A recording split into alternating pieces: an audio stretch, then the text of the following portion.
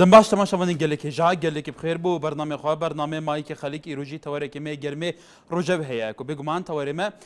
ya girêdayê bi hawlatiyên Herêma Kurdistanê ve ew jî bi nav û nîşanên erkê welatiyan ji bo parastina herêmê. Gelo erkê parastina vê herêmê erkê çend kesekan e, çend hizbekan e, çend pêşmergekan e, çend polîsekan e, çend asayîşekan e. Yan jî erkê parastina vê herêmê erkê hemû hawlatiyekê vê herêmê ye. پێویستە هەموو هاوڵاتیان بە هەرێمێ بە ئەرکێ سەرملێن خۆ ڕابن بە بەرپرسارەتیان نەتەوی و نیشتیمانی ڕابن ji ber ku eger ev herême Xwedê neket bişewite wê tev kes bişewite. Ev e tehdîdê bitinê nasnama kesekê texekê çînekê nahête kirin. Belku tehdîde bu ser jiyana giştî nasnama xelkê Kurdistanê ku nasnamayeke hevbeşewan heye ew jî nasnama Kurd û Kurdistanê ye. Çi bête kirin ki hawlatî bikarbin bi erkê xwe rabin bu parastina herêmê. Ek heye wekû mutetava bergirî millî koşiyanên çekî heye biçîte çeperan mil bi milê pêşmergan Kurdistanê biparêze heye dewlemenda Xwedê dayê birêya alîkariyên maddî alîkariyê diravî biket û bu pêşmergê kelûpelên xwarinê û vexwarinê û eger pêwîst bû kelîpelên din jî bû bikire di heman dem de texadî texa jinan heye texa keçan heye nîviya vê civakê pêktînin taçan giring ew jî bikevinin ser piya û fi'len bi erkê xwe rastaqîne rabûn bu parastina herêmê û hemû texûçînên vê herêmê erkê mamostayên olî çi ye erkê roşenbîr û têgeşinan çi ye erkê îዕlam û ragihana Kurdî çi ye bi tevahî erkê hawlatiyên vê herêmê çi ji bo parastina vê herêmê herêk li gor taybetmendî û karînên xwe. ولبرزان ارکی اولاتیان لپاراستنی ارم ده همه ناو نشانی توری امروی برنامه و برنامه مایک خلکی و کو ایو آگادارن کردستان لاستادا باشوری کردستان روشای کردستان بالتحديد لاستادا باشوری کردستان روبروی روشی که هستیار بوتوا ایش بهوی پلامار بردوامکانی چکدارانی داعش بسر ناوچه جێجەکانی هەرێمی کوردستان ناوچە دابرێن ڕاوەکان کە بێگومان سنووری ڕاستەقینەی باشووری کوردستان ئەو ناوچانە لە ئێستادا لە زۆر شوێن خەڵکی کوردستان ئەبێ بە قوربانیە هاوڵاتیان بێگومان ئەبێ بە قوربانی بوونمونە لە شنگال لە زۆر ناوچەی تر چی بکرێت ئەرکی هاوڵاتیانی هەرێمی کوردستان چییە لەوەی بوو پاراستنی هەرێمدا ئایا ئەم مەترسیە تەنها مەترسی بۆ سەر تەخێکی معەیەنی کۆمەلگایە بۆ سەر حزبێکە بۆ سەر چەند پێشمەرگەیەکە چەند ئاساییەکە چەند پۆلیسێکە یانیش ئەمە مەترسیەکی جددیە بۆ سەر هەموو خەڵکی کوردستان بۆ سەر ناسنامەی نەتەوەی و وەتەنی خەڵکی کوردستان ئەرکی خەڵکی کوردستان ئەرکی هاوڵاتیانی هەرێمی کوردستان چییە لەوەی بۆ پاراستنی ئەم هەرێمە ئەوانەی کە شیانیان هەیە ئیرادەیان هەیە وەکو متەتەوە وەکو بەرگری ملی ئەوانەی کە دەوڵەمەندن بۆ یارمەتیدانی پێشمەرگە کڕینی کەروپەلی پێویست بوو پێشمەرگە لە هەمان کاتدا ڕوولی ژنان ڕوولی مامۆستایانی ئاینی ڕوولی عاقڵمەندان هەموو تەخۆچینە جیاوازەکانی کۆمەلگای کوردستان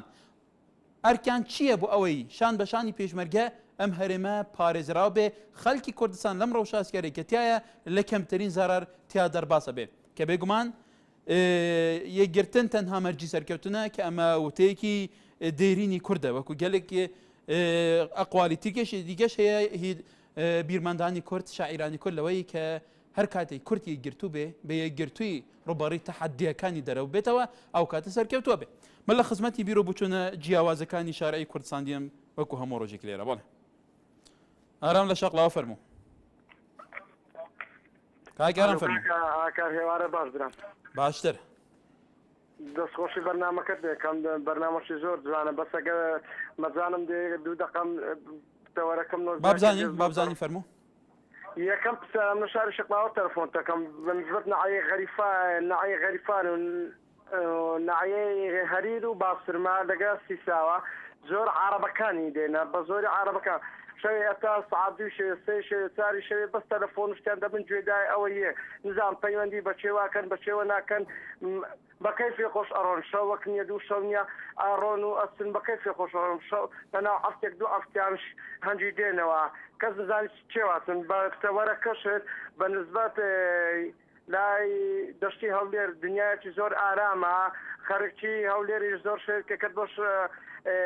ئەوە کەت بە دڕوا شێ و شتی هۆ نەبوو شارێکی زۆر ئارامیشە لە خوای بەزاربی بە تەمای سەرەت سامانی پێشمەرگەی ئاسایشی شوڕتەی دنیایەکی بەڵێ مام جەوەر فەرموو سەر چاو پێویستە لەسەر هەموو خەڵکی کوردستانی کوردی بە شەرەف هەر لە سەرەتای ئامەزراندنی هەموو سۆرسەکانی کوردستان هەمیشە کورد بە شەرەف و بە ئەخلاق و خۆڵاگر و مەردانە بووە جينا وتبقى دزمنان همو ما دزمناني وخوما دناسين داوا كارم لسر همو بسرم سون او بيز مرقانا كسر لكن بنانو او جوات بينامين في شجان بينامين خورا قردبن توريس لسر خطي كردستان لسر همو تشيني تيزكان بدي فرق وزيوازي بدي اول او بري من او مو اوابر بدي همو من هاو كاري بيز مرقبين حتى وكمان بكينا رتسالنا وخاتي كردستان برابر دزمناني كرد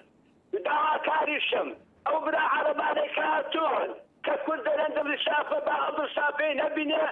لها سفيرة كي خونا ساركان سفيرة جان بوبكنا ودربكا ولنا وساركان باسرة ولا مراقبة يا مكان اول زور مهمة ان شاء الله كنت حسد كوي حسد كوتو رقم بدا سعادة سيدخل موا كاش مرقية خوصة ويستا ترستا كاش مرقية ويزدان ودرستا كاش مرقية تقليتا ويدوز بنانا صد مرحبا يا كاش مرقا بو كردستان قيمانا حميشة شرفي قوري كردا شرفي قوري كردو كردستانا دوز بنان وخاون كاش مرقا حرسر برزيتانا ايوان قنديلي ام كردستانا دا عزل وخاو بينا ولسانا دزمني كدزمني كردستانا بخيرتنا مسرسريانا بهما ما داي ببينا بيز مرقدش يوم دا عشبي اخلاق ئازاد لە بەردەڕەشەوە بله بەڵێ کاک ئازاد فەرموو باش فەرموو الو كتاني باشي گەلێک سوپاس کەرم کە بس خوشين تو برنامج تتيام سوپاس فەرموو اسوتي آزاد برا برداشت كندي بس خلقي بردارا شمي بقابل آرام يكا باشي دا چلين او خلقي بردارش بقابل همي یک حاله باشي دا همي خوبه خش یک طرف خاضر و طرف تحقیقت چن و هیچ تشتاق منطقه نينا بس مشكلة سلاح نينا بقابل قلع عالمالية سلاح نينا بدنا بيه بەڵێ وانهبيداري الحكمة الله سلاحي دابش كاد بسربان قلت الدوروبر امشي دفاعش خود كانوا ان شاء الله تجارة كردستان نابتا عردي بجريس كان ان شاء الله كبتش برقة هاتي تركبن وسپاس بەڵێ سەمیر کەڵەکی کەرم کە الو ئەو کاتت باش کاکەکە سەر چاوم برام داواکارین لە حکومەتی هەرێم حکومات خەڵکی نەحەی کەلەکچی پرچەکە عەشایری پرچەکە ئەمە نێزیکێن لە دەبەری مۆسڵەوە دەبەری بەحشیقەوە شەلالاتەوە داواکارین لە حکومەتی هەرێم خەڵکی پرچەکەت ئەمە ناتوانین باز دەین ئەمە لەسەر خاچی خۆمان ئەرزی خۆمان باز دەینە ژێندەر ئەمە هەندی باز دەین بە دوان دەکەین داواکارم لەو خەڵکە باز نەدا داواکارم لەو خەڵکە یعنی پشتگیری لە ئاخری خۆی بکات دولة بازدان دكن او ديني منطقة بحشيك همو بازجان دا تلفون او عربانا او ما تلفون دكن و هرشنا بخارجي دكن داوا كارم لحكومة كريمي كردستان باكتو لو عربانا داوا كارم لقنجي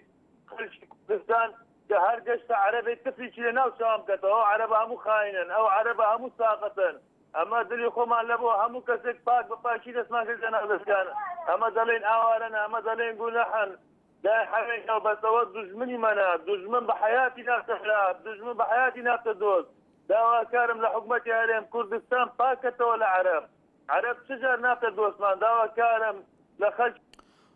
نەکتاڵ لە کەلەکچی لە ڕێ ڤیدیۆ سکایپە فەرموو السلام عليكم عەلەیکوم ئەسەلام شلون ابراهيم باشي بژیت فەرموو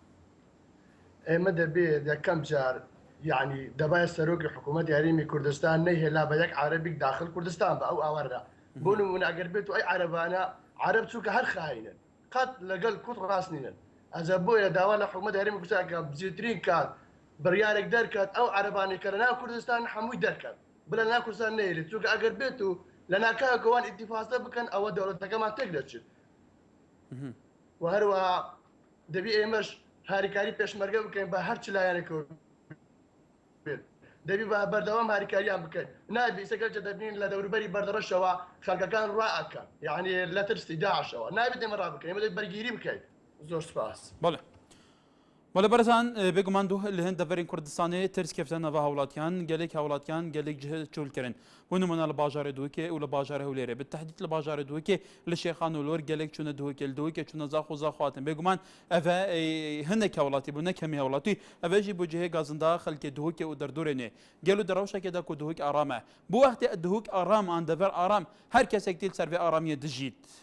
اگر روجن برتن گامبن بو اف کسا خورانا گرن برتنگا وی باجاری بپارێزن وێ دەڤێ بپارێزن ئەو چ کەسن و چ ئالینە و چ سازینە کو ترسێتێ خنە دلێ هەوڵاتیان تەولی هەویە دنەوا باژاراندا دروستکەن دەدەمێکدا باژارên کوردستانی پاراستنە هێزا پێشمەرگین کوردستانیش دەبەرێن شەڕیدا بێگومان وەکی پێویست شەڕ دکەن و وڵاتی دپارێزن تایبەتی ئەف کەسین کو وان باژاران چول دکەن جارەکادی چاوا ڤەتگەرنە وان باژارە دەدەمێکدا چنە چێ بووی ئایا بەس ڕحاوان شیرینە خەلکی دیل في باژاری چ بکە بۆ نمونە دەبێژن ئیبراهیم خەلیل بەر ناکەوێتنگە خەل بارکە چتە تورکیا ji bîraweye notuyekê û nizanim eştê weş û heta dawiyê dîçe Tirkiye çikê welatê te demekî çine qewmiye vî welatî pêlî muezzes mukerremek ere welata bixwîna xelkê û tashî û qurbanî dana xelkê heta azadkirin bihêl ser hisêba xelkê û xwîn û qurbanî dana xelkê careka dî muezzes mukerrem vî welatî bijî yan jî pêwîst e her rol her kesek di vî welatî de xwedî erkê netewiyê xwe derkeve welatî biparêze nebireve barêzan bale kayek hoşman fermo ئەم کاتە باش کاکە کاتیا سەرچاوم وەڵام مەجارم بێ مەمنون دەبم سەرچاوم یەکەم خاڵم پەیامم بۆ هەموو حیزبەکان ڕجا و تکایان تی یەکەم لیانە پاڕێمەوە هەموو عەلەمەکانیان داگرن عەلەمی کوردستان هەڵکەن یەک باشە ئەو خەڵکە بۆ کوێچێ دڵنیای خەڵک و پێشمەرگە و سەرکردەکانەکەم لە سەتا هەشتای خەڵکی سلێمانی دوێنە شەو ئامادەباشی تیابوو کە خۆی بەستێت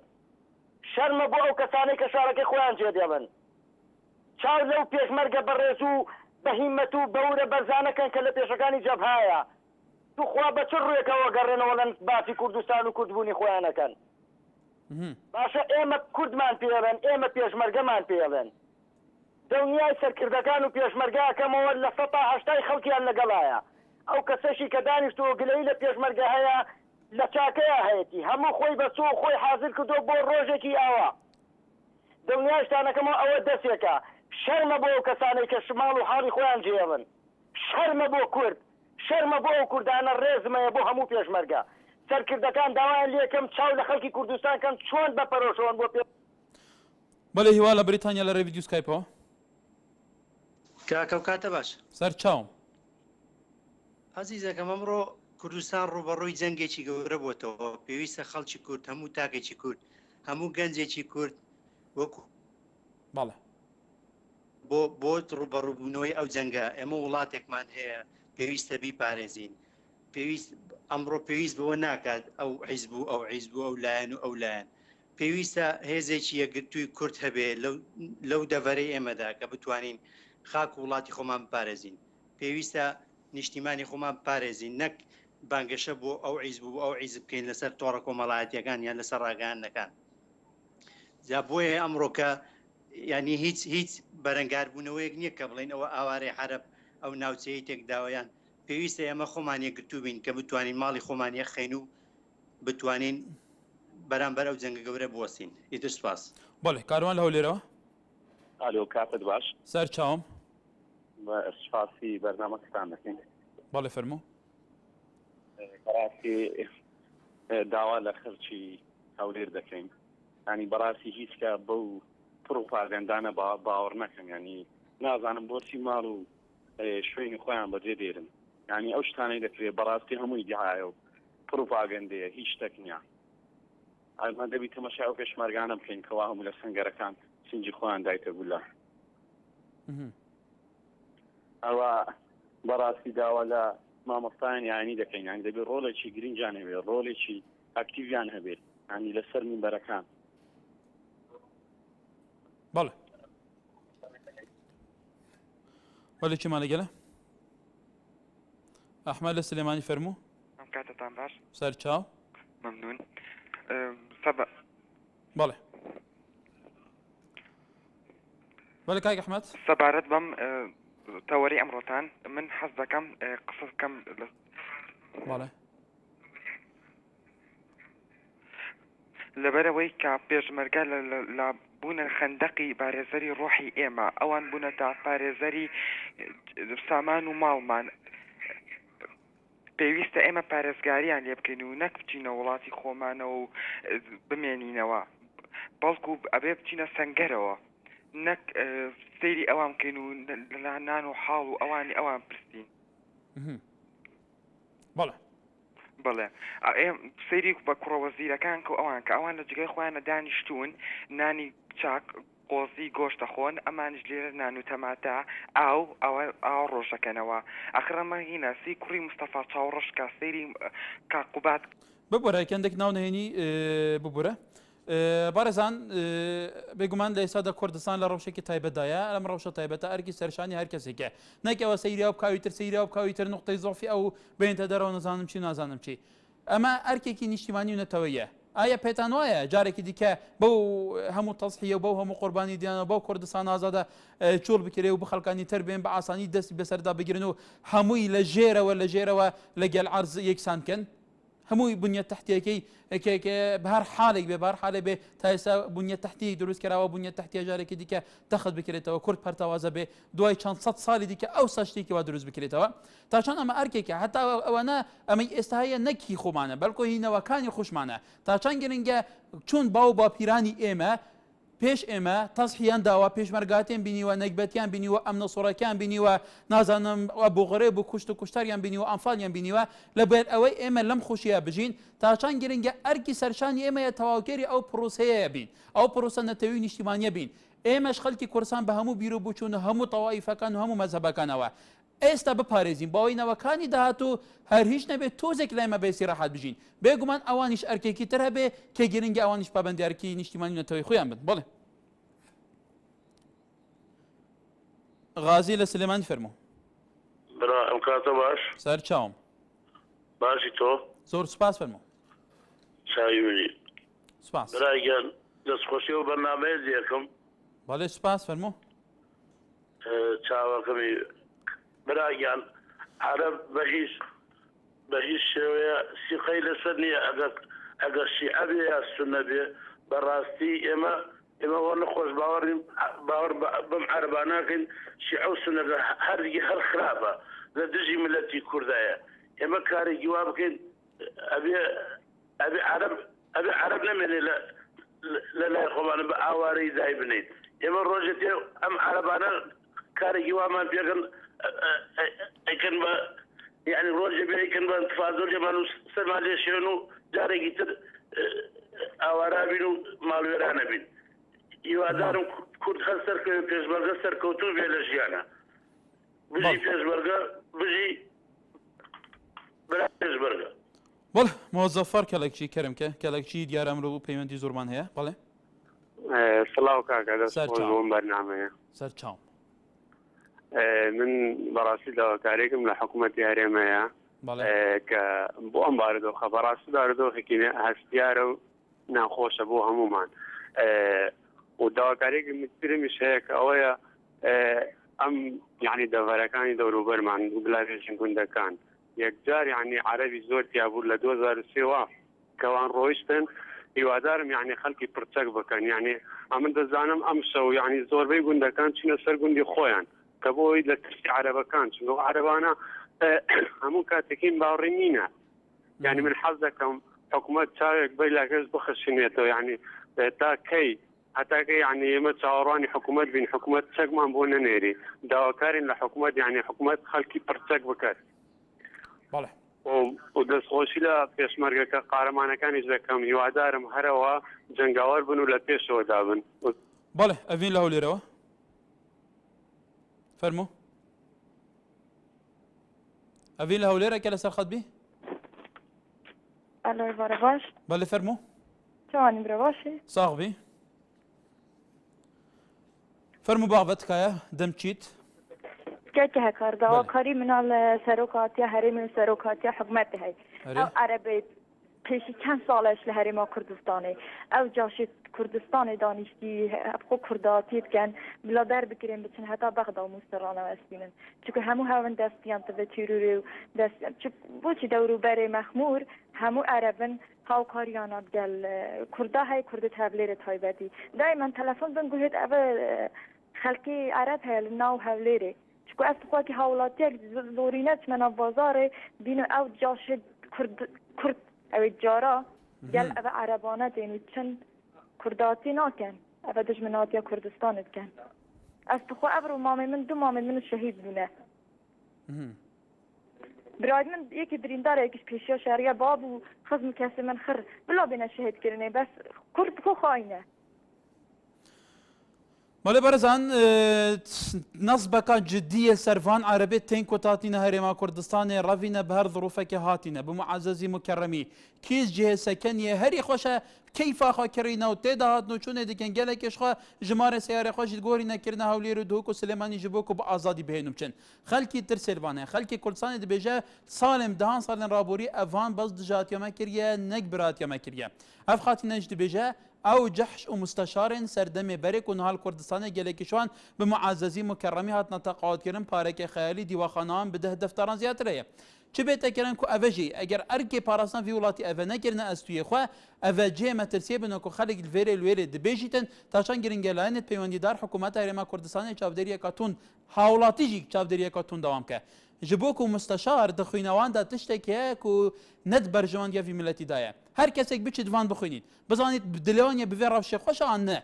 بچيت بخوينيتو بچيت نصب كت كادلانيا خوش عنه تاشان گرنگا اف بين دور پیچ کرن اف بين گمارودان قول هر روجا كان خواستي جارا كدن دسي خو ندانا چكي وكو جاران انفال كرنا كردان دگل جي شاوي دميا بحثيان فيغا بيجي دگل وان عربا كو گلك بيشن شانت خوتينه جارا كدن دجي كردان هول بدن بله اكرم دوكت گل ميكاك اكرم ايوال باشكاك قال لك سباس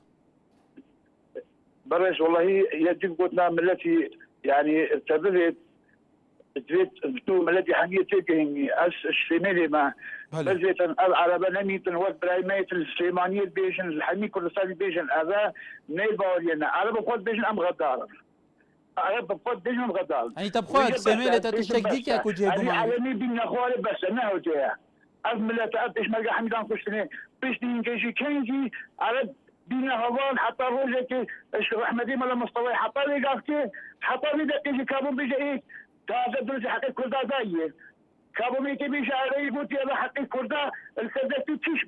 كرد بتن كيف بتأثروا كيف بتعودي يعني ليه قافتي نال ايراني نال شدور بريدنا الحمي دولة كردستاني اجوان دولتي كي حقي كردا درسنا دايه باوري عمل عربا نايت دي سبب باوري عمل عربا نايت وممنون مشروع وهل بيجي بيش مرقى بله ارمانش آکره برای ویدیو سکایپ که ارمانش کنک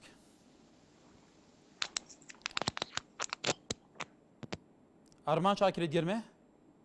بله کرم که اف دمت باش كاكو باشتر سبارد الفين ديكو خلق كردستان خود ترسنت چبو به هندي نيا خلق هاولر درابه انكو مولد خوب جهدلن اللي هي بدورم خلق كردستان كو وانا كاتن بو به هندي تشنينا اللي فيديو كام لخلق كردستان خونا درسنن وبرجريه لخوب كان كوغالك خلق اوكري شو بونا سانغري پیش مرگی و برگریه خود کن ده سپاس بو بنده کنگا و برام جا عظیم کریا زور سپاس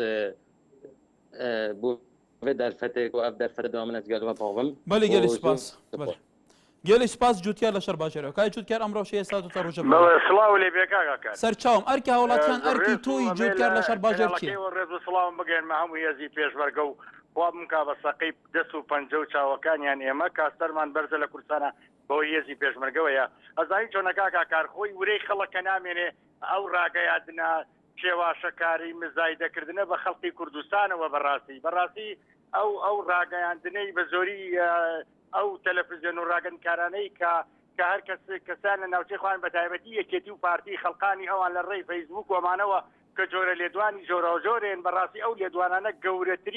گەورەترین زەربە لە خەڵقی کورد و لە نەتەوەی کوردێن داوایان یەکەم ئەوە ڕابگرن بەڕاستی ئەوە زیانێکی گەورەی بە خەڵقی کورد و بەورەی کورد گەیانوە بەڕاستی ئەمڕۆ ڕۆژیەوە نییە ئێمە بێ هەمومان نیشتمان پەروەر بین ئێمە هەمومان لە یەک ماڵین هەر لایەکی بڕوخێ ماڵی هەمومانە ڕوخەیە بێ هەمومان ئەمڕۆ کۆششکەین ئەوەی ئەتوانێ بە ئیشکردن بە ئاوبرزن بە هەر جۆرێ بتوان نەبێ ئێمە خزمەت بکەین بۆی ماڵەکەمان لێتێک نەچێ ماڵەکەمانە ڕوخێ داوا لە سەکرداتی کوردەکەم بەسە مزایدە بە خەڵکی کوردەوە بەسە مزایدە بە خەڵکی کوردەوە. بەڵێ بارزان کەڵێکی فەرموو. باش برای بەڕێزم سەر چاو برای بەڕێزم بۆ کە بە خاتری گۆڕی ئەو شەیدەکان تۆزێک ئەگەر قسەکانم خلاصم تۆزێک کاتم پێ بدەین پێویستەکە کاکە فەرموو هەموو ڕۆژێک زۆربەی ڕۆژەکان تەلەفۆنەکەی و کاتیش بزیاتەکەین فەرموو. من لێرە ئەڵێم بە پرسی حکومی و حزبی هەر هەمویان دیکەم بە خاتری ئەو خوددایە قسێکی کوردەواری خۆمان هەیە ئەڵێ ماسیگرتن بەبێ خوین تەرکردن نابێ. من بەپرسی حکومی و حزبیەکانی ئێمە پێشمەرگەکان بە قوربانی هەناسیەکەیەکیان نەبم دان ئەوێ هەموو شوێنەکان بەخەنەوە دەستی خۆیان بەبێ قوربانیدان بەبێ شەهید بوون. من وەکو هەوڵاتی لە کۆمەلگای کەلەکچی لە زۆر نێزگم لە شێخانەوە من بە داڕون و ئەشکرا پێ دەڵێم داعش زۆر نێزگە لە ئێمەوە ئەوە لە ناوەرانە لە لە شەلالاتە هەموو شوێکی گرتووە. من بە بەرپرسی حکومیەکان ئەڵێم بە وەزارەتی پێشمەرگە ئەڵێم بە سەرۆکی هەرێم ئەڵێم ئێمە 10 نەفەر ئامادەین ئێستا وەکو چۆن داعش خۆی دەکەینەوە بەس با چەتمان بداتێ ئێمە ڕناوەستین حتا چیای شنگال بە شنگال و بە مووسڵە با ئێمەش خۆمان دەتەقینەوە لە پێناوی ئەو نەفەرەکانی کە لەسەر چیان ئەمڕۆ کە لە برسە گیان لە دەست دەدان ئێمە ئامادەن ئێمە ئینسا دەکەین ئێمە وەکو من هەموو هاوڵاتی وەکو بارزانی کەڵەکچی ئینسا دەکەم ڕۆح خۆم دەکەم بە قوربانی خۆم دەتەقینەوە لە بەردەوی داعش باڕێی ئەو هاوڵاتیانەی لە شنگال کە لەسەر چیای شنگال کە ڕۆحن خۆیان دەبەخشن بە قوربانت ئەبم. من ادعایەکترمش لە هەرێمی کوردستان لە حکومەت ئەم عەرەبانە بەس لە شوێنێکدا حەسریان بکەن مۆبایلەکانیان لە دەستێنن بزانێت داعش دەشتەیە ئەسترین بەڵگات با بیجەڕبێنە حکومەتی من. بەڵێ کاک بەرزان سەرنجی تۆ گەیشت بەرزان دوایەم ناوبەرە بەردامە بین. دووبارە سەڵا فێجان نادا بێگومان پشتەوانیەکە نێودەوڵەتی هەیە وەکو لە ماڵپەڕی NRT هاتیەک واشنطن ژمارەیەکی پەرلەمانتارên دیارên nava Kongrêsê Amerîka daxwazî îdara û Amerîka dikin ku alîkariya serbazî pêşkêşî hêza pêşmergên Kurdistanê bikin ji bo ku di şerê xwe di gel Daişê ser bikevin. Belê şûşe leraniye اليوم كاتب باش ser çaw باز بۆ تەوەرەکەت دەست خۆش بێت بەڕاستی ئمە پێویستە ینی هەر یەکێک لە ماڵی خۆماندا ینی هەموو ڕوبەڕووی داعش بینەوە بەڵکو داعش هەر تاکە کەس نییە بۆ گیانی مەسئولەکان یان سەرۆکەکان ئەوە گیانی هەمومانی دەوێت بەڕاستی ئێمەش پێویستە هەموو ڕوبەڕووی ببینەوە و ینی شوێنەکانی خۆمان چۆڵ نەکەین ینی چۆنە کە سەدام ڕووخاستی ساڵ لەسەر حکوم بوو ئەوانیش هەر دەڕوخێن ئیشەڵڵا بە ئیزنی خوای گەورە خوا لە ناویان دەبات. ئێمە میانی چۆن برا پێشمەرگەکانمان بە برسیتی و تینوێتی لێوێنە ئێمەش پێویستە لە ماڵەکانی خۆماندا هەر یەکەوتەکێک هەڵگرێ ڕوبەڕووی داعش ببینەوە. یعنی و داعش شتێکی ئەوەندە گەورە و مهم نییە خەڵک وا لێ دەترسێت و گەورەیان کردووە شوێنەکانمان چۆڵ نەکەین بەڕاستی هیچ کەسێک بە خۆیانمان نە ئێران و نە تورکیا کەس ئامادە نییە ئێمە بەخۆوە بگرێت. ئێمە دڵمان فراوانە و کوردین لە شوێنی خۆمانەوە عەرەب و یان سووریا هەچ کەسێک دەگرین ئەوان بەڕاستی ئێمە جارێکی تر ڕامان ناگرنەوە پێویستە لە شوێنەکانی خۆمان چۆڵ نەکەین بە هەموو شێوەیەک بەرەنگاری داعش ببینەوە. ینی ئەو برا عەرەبانش ینی هەموو بچنەوە سەر شوێن و جێگەی خۆیان بۆ هەتا ئێستا عەرەبێک نەچۆتە بەرەی جەنگ هەموو مل ئەسود لە ماڵی خۆیان دانیشتون پێویستە سەرۆکی حکومەتی هەرێمی کوردستان بیان نێرێتەوە شوێن و جێگەی خۆیان. بەڵێ هونەر لە کەرکووکەوە فەرموو بەڵێ ئەلو ئەم کاتەدان باش سەر چاو فەرموو من وەکو هێزی پێشمەرگەی کوردستان پیرۆزایی و سەرکەوتن بۆ هێزی پێشمەرگە بەڵێ داواکاری هەموو میلەتی کورد دەورەی پێشمەرگەن و خوێندەر ڕوخێنن هیوادارم بە دلێکی گەرمەوە بە سەربەرزی بۆ هێزی پێشمەرگە. بەڵێ بەڵێ بەرزان تەوەری ئێمە وەکو ئێوە بینن تەوەرێکی باسیەوە کات ئەرکی هاوڵاتیانی هەرێمی کوردستان لە یارمەتیدانی پێشمەرگە لە پاراستنی هەرێمدا ئەرکی هەموو هاوڵاتیان چییە لە ئێستادا هەر لە جێگای خۆ بە پێی توانای خۆی بێگومان یارمەتی پێشمەرگە بدا بۆ ئەوەی کوردستان پارێزرا بێ لە ناو کوردستانی شتا چەند گرنگە چاوی خەڵک کراوە بێ هەرێک لە هاوڵاتیانی هەرێمی کوردستان کە بیر بکاتەوە کە تێبگا هەرێک بخۆی ئاساییشێک پۆلیسێک بێ چاودێری ئەمنیەتی ناوخۆی هەرێمی کوردستان بکە لەوەشە گرنگتر چاودێری ئەوانە بکە کە لە قەوما بوون لە ناوچەکانی تر هاتوونە ئێرە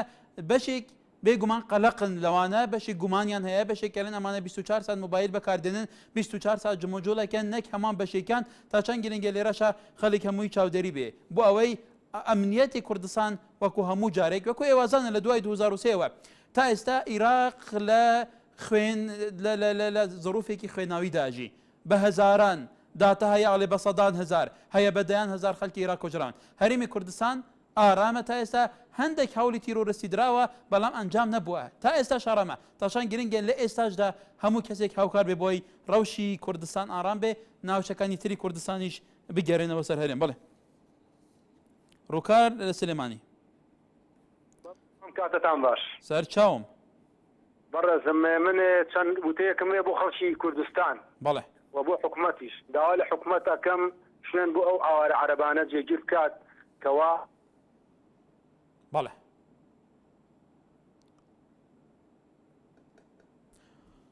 بڵێ فاتمە لە سلێمانی کاتۆ باش بەڕێزم سەر چاوم کاکە گیان من یەک داواکاریم هەیە بە تایبەتی لە پەرلەمانتارە کوردستان پەرلەمانەکانی کوردستان بەڵێ ئەو کاکە تەلەفۆنێکی دیکە لە هەولێرەوە وتی داوا لە خەڵکی هەولێرەکەم دڵەڕاستیان نەبێ بەڵام خەڵک چۆن دڵەڕاستی نەبێ لە شنگال ئەو هەموو حەقیە بەرامبەر بە خەڵگە کرێ ئەگەر خوانەکەزە بێ هەر شەوگە شنگال وایە بەڵام لە شەرگان نەیانتوانی سەعاتێ بەرگریکەن ئەگەر خوانەکەزە بێ لێرێش هەروە بێ بەس بۆیە داوا لەو پەرلەمانتارە ئەەکەم بە تایبەتی کە لە بەردەم لقی چوارە خۆی بەستە بوو ئەوی سلێمانی بێساحێبە ئێستا بڕوا مەردایەتی خۆی بنوێنێ و بە خەڵکی سلێمانی ژەڵێم داوایان لێ ئەەکەم کە ئەوەنە بە ئازادی سلێمانی ناڕازی بوون مەردایەتی بنوێنن نەیڵن ئازادی سلێمانی تێکچێ ئەوانەیان و سلێمانی بێناز وڵمی لێکراوە تەعزیبی داوە با تەعزیب نەیرێت تکایان لێکەین چن بەدەم ئەم شەڕەوە کە ئەوانەی ئاژاوەیان نەخستەستێنی بە تایبەتی ئەو پەرلەمانتارەی بەدەم لقی چواریش بەڵێ ئامینە لە بریتانیا لە ڕێ ڤیدیۆ سکایپەوە بەلێ کەرەمکە ئامینە لە بریتانیا بەلێ ئەوڕۆ ئەمن لەسەر ئەو تەوەرەی قسە ئەەکەم لە کوردستانی عێراقەوە ئەوڕۆ ڕۆژی هیممەتە ئەوڕۆ ڕۆژی کوردایەتیە مەترسێن هیچ دەگۆڕێنیە بە حەول و هیدایەتی خودای و پێغەمبەران ئینشاڵڵا ڕحمانە سەرکەوتن بۆ ملەتی کوردە و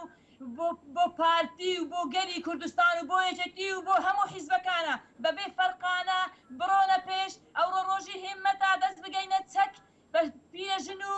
بەجاحێل و بە گەنجەکان و نەترسێن هیچ دەگۆڕێنیە ئەوە هەموو پروپاکەندەی عەرەبەکانی دژمنی ملەتی کوردە نەترسێن هیچ دەگۆڕێنیە ئەوڕۆ شکستن هەر هەیە لە هەموو جەبهەجی ئەگەر ڕوبەڕووی پێشمەرگە ڕوبەڕووی شەڕێک بیتەوە بە تفەنگە بە تەیارە نییە و بە هیممەتی خۆی و گەنجەکان و پیر و پیرەژنەکان و پیرەمێردانە مەترسن برا کوردانی کوردستانی عێراق هەموو پار پشتین بەڵێ ئەمینەخان پرسیارێکەوەیە ئێوە وەکو جالیە کورد لە بریتانیا لە ئەوروپا لە سکۆندونافیەتە لە وڵاتانی دەرەوە ئایا تاشان ئامادەکاری ئەوەتان تەیە کە ئێستا کوردستان لە بەردەم ڕەوشێکی هەسکادە بۆ یارمەتیدانی خەڵکی کوردستان بەڵێ ئێمە حازرین لە یارمەتیدان و لە هەر یارمەتێکی پێویستیان پێ هەبی ئێمە ئامادەینە بەڵێ ئەحمە لە کەرکووکەوە ئەم کاتن باش سەر چاو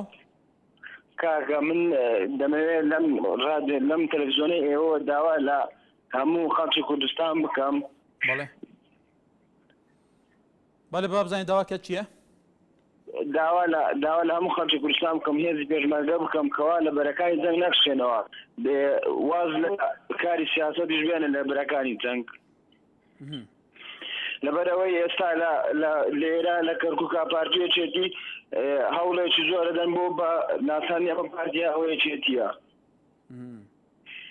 هیوادارم ئەو شتە نەمێنێ لە کەرکووکا هیوادارم بەڵێ بێگومان سیاستکردن بیرۆبووچنی جیاواشێکی واقعیە بۆ باشترکردنی سیستەمی ئیدارەکردنی وڵات بۆ باشترکردنی خزمەتکردنی خەڵک بەڵام بەڕێزان لێرەش زۆر جار لێرە لەوێ باسێکەمە پێشمەرگە فلان حەزبەوە بێوان حەزبە هەنجام چی حەزبە تاشان گەرەنگە لە ئێستا هێزی پێشمەرگەی کوردستان کە هەمووی لە یەک سەنگەرینێک چارە نووسیان هەیە شەڕی یەک دوژمنەکەن هەمویان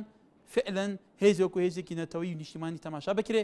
ئەم قسە و بەگومان زۆر جار کەم تا زۆر تەسیر لەمان ئەویەت و ڕێی خەڵکی کوردستانی شەکە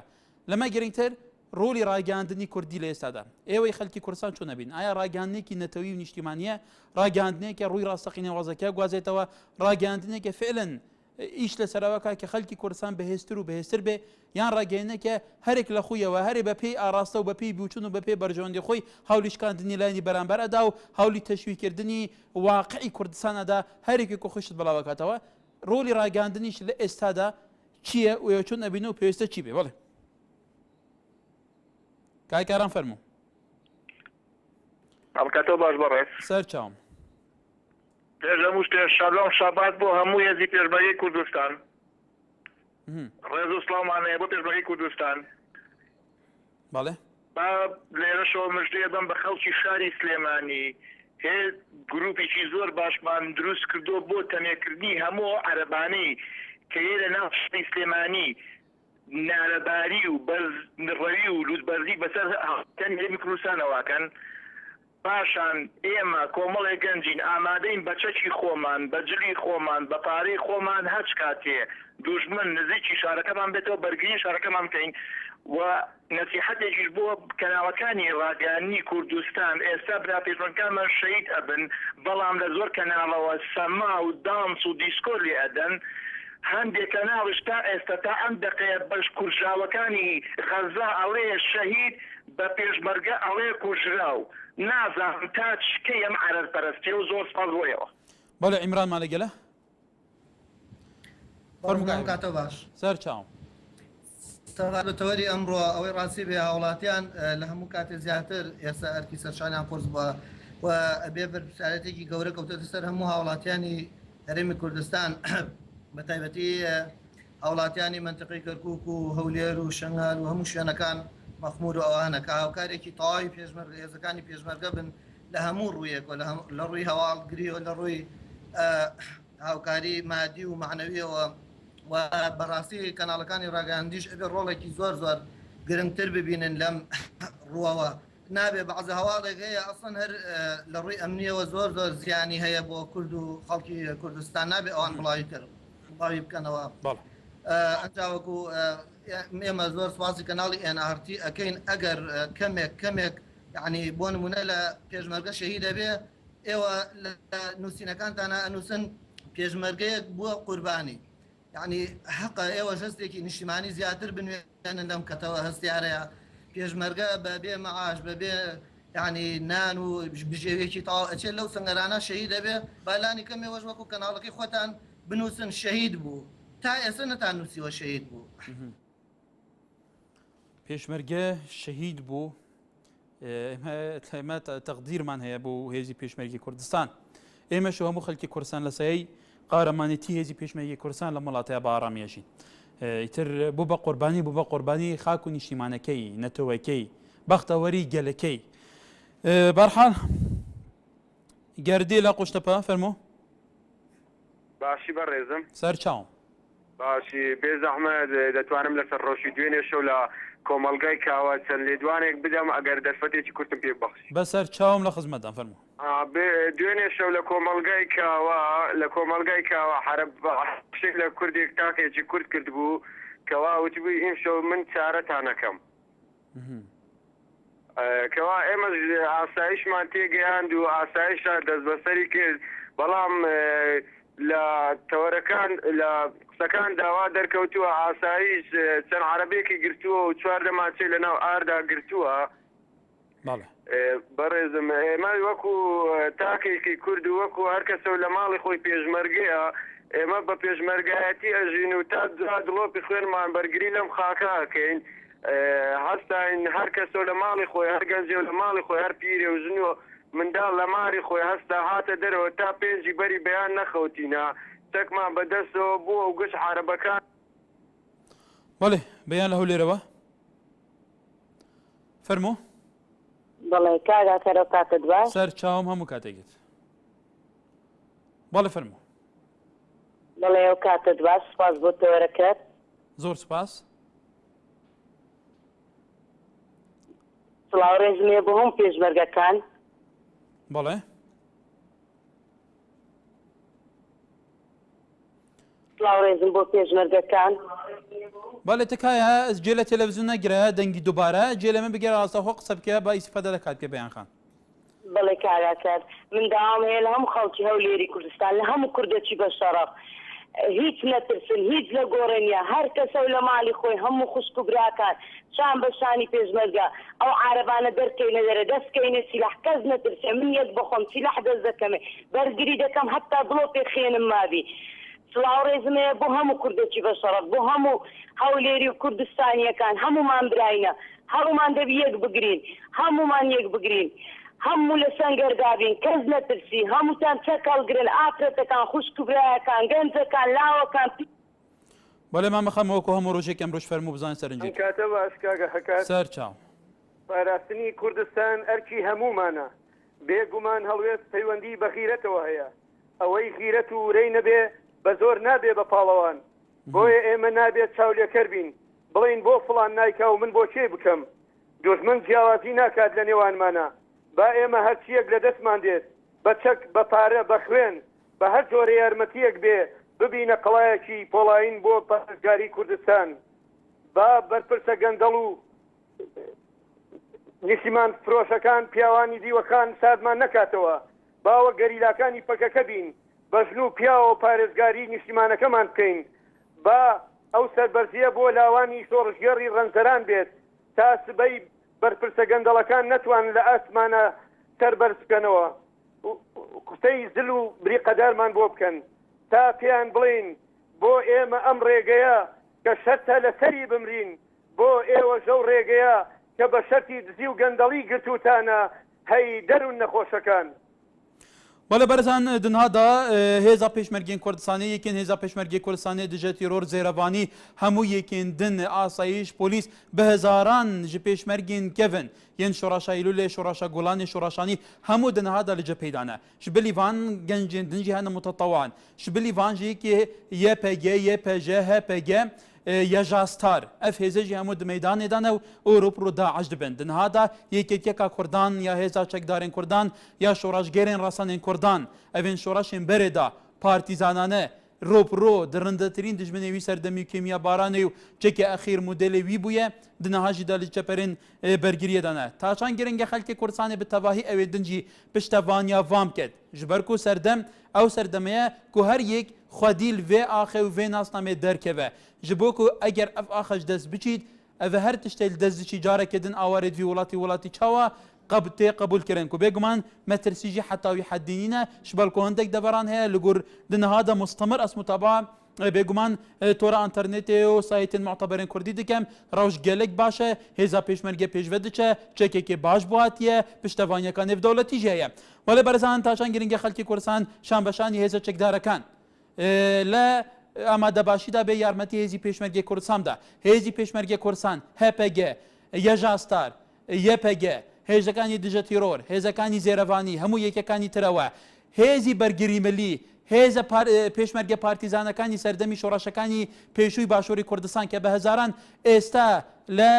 بەروکەکانی شاردان تاشان گرنگە خەڵکی کوردستانش بەگشتی یارمەتی دەرێ ئەمانە ببەوەی لە ئێستادا خەڵکی کوردستان بە کەمترین زەرەر لەم ڕەوشە هەستکار و نالەبارەدا دەربچێت حتا سوبێ ئالڤێرێ جارێکی دن خزمەتاتکێنێ باش